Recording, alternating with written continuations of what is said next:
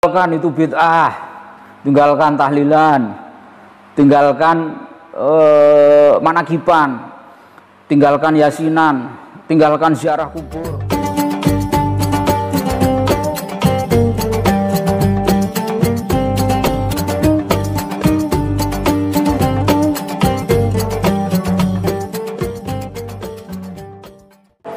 Artinya perbandingan yang seimbang, orang yang putus asa itu ya dosa, orang berbuat maksiat itu ya dosa. Jadi ini perbandingan yang seimbang. Jadi pelaku dosa sama orang yang putus asa, jadi berbuat maksiat. Orang yang berbuat dosa tapi dia masih mau berharap belas kasihnya Allah, rahmatnya Allah, itu lebih dekat atau lebih dicintai Allah, lebih disukai Allah dari orang yang ahli ibadah tapi gampang putus asa. Putus asa. Ya kan ada ini cerita waktu zamannya Nabi Musa itu, ada sebuah cerita zamannya Nabi Musa ketika Nabi Musa mau ke Gunung Tur untuk mendapatkan perintah dari Allah, di tengah jalan dia ketemu sama orang yang ahli dosa, pendosa lah, anak muda, kerjaannya mabuk, kerjaannya zina. Tanya sama Nabi Musa, kamu mau kemana Nabi Musa? Aku mau bertemu sama Allah. Kalau bertemu sama Allah, aku titip pertanyaan, tolong nanti tanya sama Allah, aku ini masuk surga apa masuk neraka? Kepedean banget ya, kepedean banget nanya masuk surga atau masuk neraka. Orang ahli maksiat, pendosa, nanya sama Allah, aku ini ahli surga apa ahli neraka? Kan kepedean nanyanya. Kalau yang nanya satunya lagi nanti ya, masih mending lah gitu. Kemudian beberapa saat setelah Nabi Musa berjalan, ketemu dengan orang yang ahli ibadah. Ahli ibadah tanya sama Nabi Musa, Nabi Musa mau kemana? Saya mau ke Gunung Tur untuk bertemu sama Allah, menerima perintah-perintah dari Allah. Oh kalau gitu saya titip pertanyaan, saya ingin bertanya sama Allah, apakah aku nanti masuk surga atau masuk neraka? Akhirnya udah begitu selesai pertanyaan itu, Nabi Musa melanjutkan perjalanannya ke Gunung Tursina.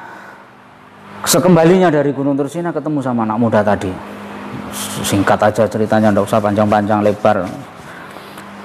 Kalau terlalu panjang terlalu lebar capek juga. Sudah itu ketemu sama pemuda tadi. Hai Nabi Musa, gimana? Apa jawaban Allah? Ya kata Allah, kamu masuk neraka. Anak muda ini bukannya susah, bukannya nangis, gulung komeng, enggak, tapi malah seneng, malah jogetan, seneng sambil nyanyi-nyanyi, seneng gitu. Loh, goblok kamu itu kan, kamu itu divonis sama Allah masuk neraka kok malah jogetan, malah seneng gitu. Jawaban anak muda, enggak apa-apa Nabi Musa, saya itu sudah tahu kalau saya ini memang ahli neraka. Ini enggak apa-apa, wajar kalau saya masuk neraka. Orang saya ini bejat, tukang ahli maksiat, terus enggak ada baiknya, enggak ada benernya, jadi wajar. Saya itu juga sudah tahu bahwa saya ini enggak pantas di surga. Saya itu bertanya begitu, apakah Allah itu masih menghiraukan saya atau tidak? Allah masih memperhatikan saya atau tidak? Ternyata Allah masih memperhatikan saya. Padahal saya ini ahli maksiat, ahli dosa, bejat, kelakuannya tidak ada yang benar, tapi ternyata Allah masih memperhatikan saya dan tidak melupakan saya. Itu yang membuat saya bahagia. Artinya Allah mengasihi saya. Allah itu masih merahmati saya sehingga saya bahagia. Meskipun saya pendosa, meskipun saya tukang maksiat, tapi Allah masih memperhatikan saya. Itu yang membuat saya bahagia. Akhirnya ya, hari itu juga pemuda itu berubah jadi baik, berubah menjadi orang baik. Lalu yang kemudian dia setelah Nabi Musa bertemu pemuda tadi, melanjutkan perjalanan ketemu dengan ahli ibadah. Ahli ibadah yang tidak pernah berbuat dosa, yang tidak pernah berbuat maksiat, mau ahli ibadah, ibadah saja. Ditanya,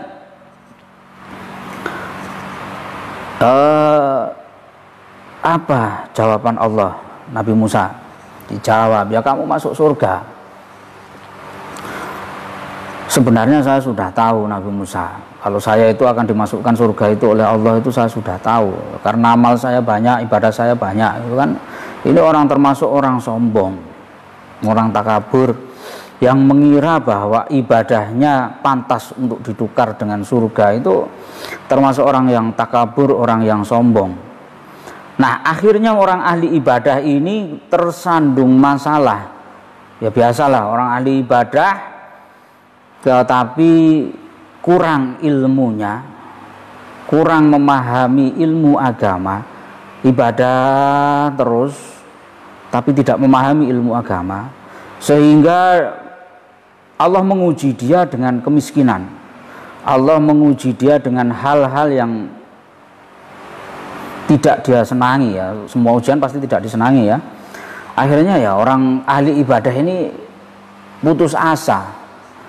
Putus asa karena dia sudah merasa beribadah, tapi apa permintaannya tidak pernah dikabulkan sama Allah. Apa yang dia lakukan selama ini ya merasa bahwa ibadahnya itu sia-sia karena Allah tidak memperhatikan dia ternyata gitu. Padahal dijawab sama Allah bahwa dia masuk surga, tapi seolah-olah dia merasa Allah tidak memperhatikan dia. Apa yang dia perbuat tidak pernah menghasilkan sesuatu, sehingga dia putus asa. Nah, orang ahli ibadah seperti itu dengan orang yang selalu berbuat dosa tetapi masih berharap welas asihnya Allah, berharap rahmatnya Allah, ini lebih dekat, derajatnya lebih dekat kepada Allah daripada ahli ibadah tapi yang suka berputus asa seperti itu. Semoga kita tidak dijadikan oleh Allah menjadi ahli ibadah tapi juga gampang putus asa. Gak apa-apa berbuat dosa, yang penting mau mengakui dosanya. Ya dosa, tidak jadi masalah. Ada hikmahnya juga. Artinya apa? Ketika kita lagi baik seperti ini, ketika kita lagi jadi orang baik, posisi kita lagi baik, kita tidak boleh meremehkan, tidak boleh merendahkan orang lain yang lagi berbuat dosa. Karena bisa jadi hari ini mereka yang berbuat dosa, hari ini kita yang menjadi ahli ibadah, suatu saat nanti dibalik sama Allah. Kita gantian jadi ahli maksiat, yang jadi ahli maksiat hari ini diganti sama Allah menjadi ahli ibadah. Tidak ada jaminan sama Allah. Kita tidak ada jaminan. Maka kita tidak boleh merendahkan ahli maksiat, kita tidak boleh mencaci maki, menghujat ahli maksiat, kita tidak boleh mengutuk orang yang berbuat dosa. Ya biarin dosa ditanggung-tanggung sendiri, doakan. Kan seperti itu. Jadi kita tidak usah merasa lebih baik dari ahli maksiat. Belum tentu ahli maksiat itu lebih buruk dari kita. Bisa jadi kita lebih buruk dari mereka nantinya. Karena tidak ada yang tahu ujung perjalanan kita, apakah Allah kasih kita husnul khotimah atau dikasih oleh Allah su'ul khotimah, kita tidak tahu. Maka yang paling penting kita lakukan adalah menjaga hati kita agar tidak kotor, menjaga keimanan kita agar tidak berubah, menjaga ketakwaan kita agar tetap kepada Allah. Hati kita kalau rusak ya repot.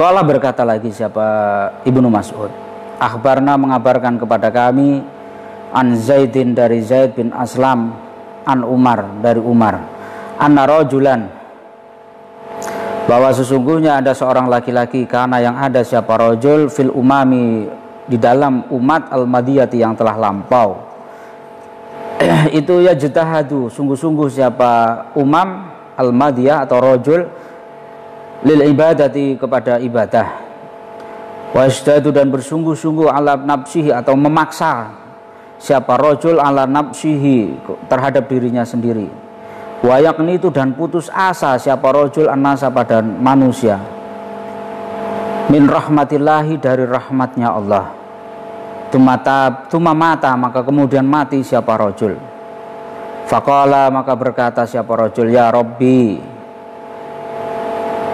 duh Tuhanku, ma itu apa, li bagiku indaka di sampingmu atau darimu, faqala maka menjawab siapa Allah, an-naru neraka, Qala berkata siapa rojul atau ya rojul, ya Rabbi, duh Tuhanku, fa'aina ibadati, di mana ibadahku, wajtihadi dan kesungguhanku.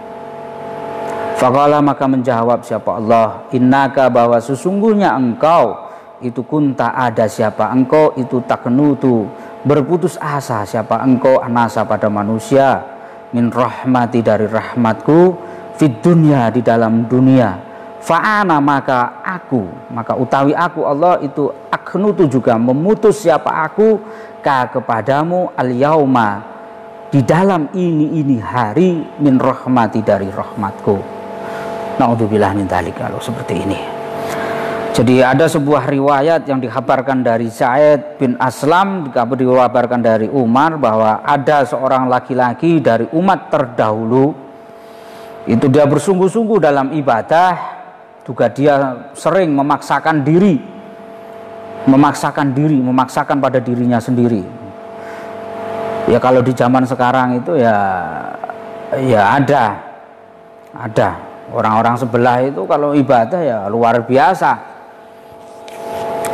Orang-orang sebelah itu kalau ibadah luar biasa, baca Quran luar biasa, ngamal ya nggak tahu kalau ngamal ya, ibadahnya luar biasa, puasanya luar biasa, tapi ya itu tadi putus asa.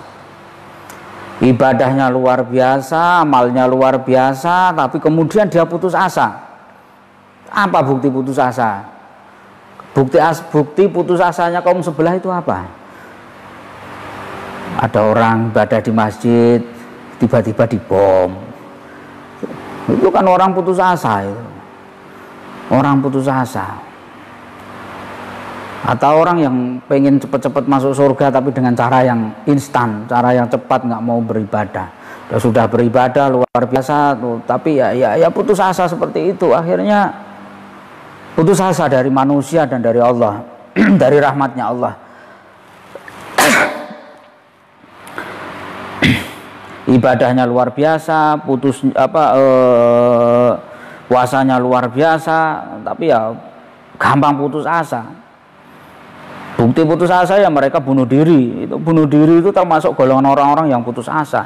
Maka orang-orang yang bom bunuh diri itu jangan harap masuk surga. Tidak bakalan masuk surga. Orang bunuh diri itu putus asa, tidak bakalan lah. Maka ketika orang itu putus asa kemudian dia mati, nah di dalam kubur sana ketemu sama utusannya Allah atau dia tanya jawab sama Allah. Ketika dia mati, apa bagianku ya Allah? Atau di mana tempatku ya Allah? Ketika dia sudah mati itu nanya sama Allah, di mana tempatku ya Allah kira-kira? Aku mau ditempatkan di mana ini? Ya kan, apa bagianku darimu ya Allah? Pemberianmu dari semua amal-amalku. Dijawab sama Allah, faqala an-naru. Tempat yang layak bagimu itu yang neraka. Wong kaget tuh. Ahli ibadah, khusyuk sholatnya, bacaannya bagus, tiap hari ngatamin Al-Quran 30 juz, Senin Kemis puasa. Ya mungkin sudah yakin kalau dia masuk surga, itu sudah yakin. Tapi yang punya hak prerogatif itu kan tetap Allah. Ya, karena dia putus asa tadi, bunuhin orang-orang Islam lalu kemudian dibedil sama aparat. Ya itu namanya matinya bukan mati syahid tapi mati sangit. Kalau udah mati sangit ya nar lah tempatnya. Ya karena orang tadi merasa ahli ibadah terus bersungguh-sungguh dalam ibadahnya, harusnya dia merasa yakin ditempatkan di surga, lalu kemudian dijawab sama Allah bahwa dia tempatnya di neraka. Akhirnya dia protes sama Allah. Qala ya Rabbi fa'aina ibadati wajdihadi. Loh, kok aku dimasukkan neraka ya Allah? Terus ibadahku kemana? Ijtihadku itu kemana? Maka dijawab sama Allah, innaka kunta tuqnitu an-nasa min rahmati fid dunya. Ya kamu itu karena sudah putus asa dengan sesamanya. Putus asa. Kayak orang sebelah ini, kayak orang Wahabi ya. ngajak orang tinggalkan itu bid'ah, tinggalkan tahlilan, tinggalkan manakiban, tinggalkan yasinan, tinggalkan ziarah kubur dan sebagainya. Tapi orang-orang yang dibilangin seperti itu, yang dikatain seperti itu ndablek, tetap aja jalan terus tiap hari tahlilan, jalan terus manakiban, jalan terus yasinan, jalan terus ziarah kubur. Akhirnya putus asa orang ini. Ini apa sih orang dibilangin kalau itu bid'ah, sesat, neraka, kok nggak mau meninggalkan itu. Akhirnya kan putus asa orang ini. Akhirnya dia ngambil bom, ngerakit bom, lalu orang yang nggak mau dibilangin tadi dibom. Sama dia mati sekalian. Lah orang yang dibom masuk surga karena dibunuh sama dia. Lah dia sendiri dikiranya jihad, nggak taunya jahat. Ya akhirnya ya matinya bukan mati syahid, mati sangit. Bagian dia bukan surga tapi neraka, bukan bidadari tapi Durgandini. Bagiannya bukan